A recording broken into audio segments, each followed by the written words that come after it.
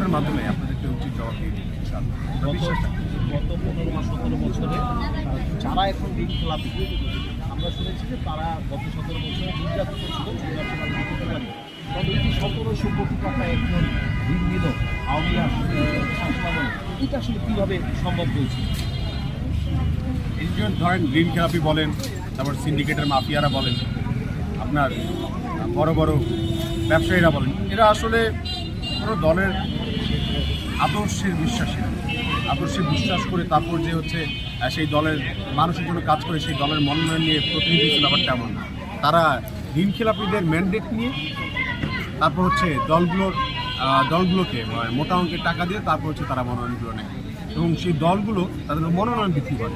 So দলগুলোকে বানায় ফেলছে আপনার এক একটা হচ্ছে মনে করেন আপনার মনোনয়ন বিক্রির আউটলেট কোম্পানি, যে এখানে আসলে এখানে সুলভ মূল্যে বা মোটা অঙ্কের টাকার বিনিময়ে মনোনয়ন পাওয়া যায়। এখন ধরেন আমরা তো ঠিক আছে ফাইন, ঋণ খেলাপিদের প্রতিনিধি সংসদে যাচ্ছে, কিন্তু জনতার প্রতিনিধিত্ব সংসদে যাওয়া দরকার, গুরুত্বপূর্ণ না?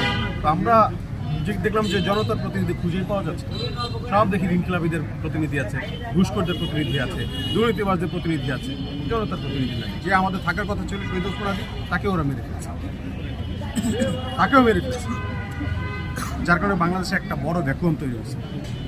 এখন আমরা সাধারণ মানুষ যারা আছি, আমরা চাই যে আমাদের প্রতিনিধিরা যারা জনগণের কথা বলবে, জনগণের হয়ে জনগণের প্রতিনিধিরা সংসদে যায়। আমরা চাই প্রত্যেকটা মানুষকে সংসদে নিয়ে যেতে। কারণ আপনি যদি বলেন কীভাবে সম্ভব, হ্যাঁ সম্ভব। প্রত্যেকটা মানুষের কথা ওই সংসদে গাইতে হবে, প্রত্যেকটা মানুষের অসুবিধার কথা ওই সংসদে বলতে হবে। প্রত্যেকটা মানুষ যাতে ফিল করে, আমাদের এই 18 আসনের প্রত্যেকটা ভোটার যেন অনুভব করে যে তার কথা ওই সংসদে বাস্তবায়ন হচ্ছে, তার সমস্যা সমাধান ওই সংসদে বসে হচ্ছে, তখনই হচ্ছে তার বিজয় হবে। জনতাকে বিজয়ী করার জন্য আমরা রাস্তায় নেমেছি ইনশাআল্লাহ।